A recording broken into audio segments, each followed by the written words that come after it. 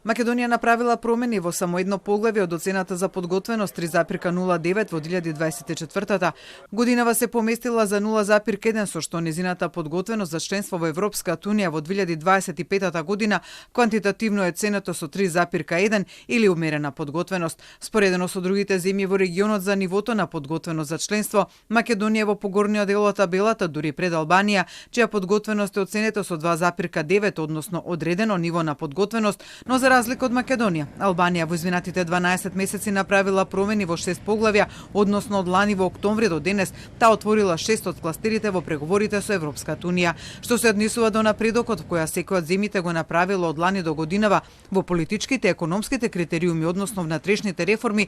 Македонија не е поместена од место и доби оцена 3 од Европската комисија, додека Албанија, Црна Гора, Молдавија добија 5, а Украина 4. Македонија вчера од Европската комисија беше ставена во група со Босна и Херцеговина и Косово како држави во кои не е забележан вистински напредок во изминатата година.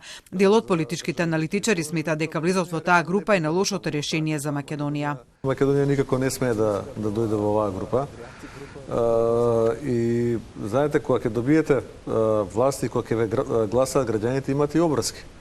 Значи, точно е дека мислењето е такво, меѓутоа вие имате обврска како сето тоа да го артикулирате за да дојдете до решението за државата да ви оди напред. Затоа што алтернативата е да стоиме во место и да кажеме окей, тие така мислат, ние вака мислиме, сите други ќе одат напред, ние ќе останеме во оваа група на, да кажем, држави со проблеми. Значи, не сакам ништо лошо да кажам за државите што ги спомнате, меѓутоа Македонија реално не припаѓа таму во таа група. Инаку Европската комисија на земјава и нотира дека се потребни трајни решителни чекори за да се забрза спроведувањето на сите реформи поврзани со Европската унија надвор од оние од реформската агенда, за да се продолжи напред во процесот на преговори за пристапување во Европската унија. Секако клучната забелешка е дава за неспроведување на уставните измени за впишување на бугарите во него.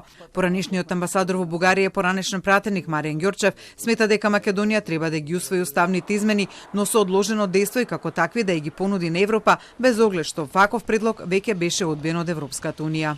Европската унија не си го почитуваше својот суд на правдата, кој што каже дека Македонија може да почне преговори. Зошто Европскиот суд да не уважи одлуката на собранието двотретинско дека сакаме да, немаме ние ништо против бугарите во уставот, тогаш кога ќе ги завршиме преговорите.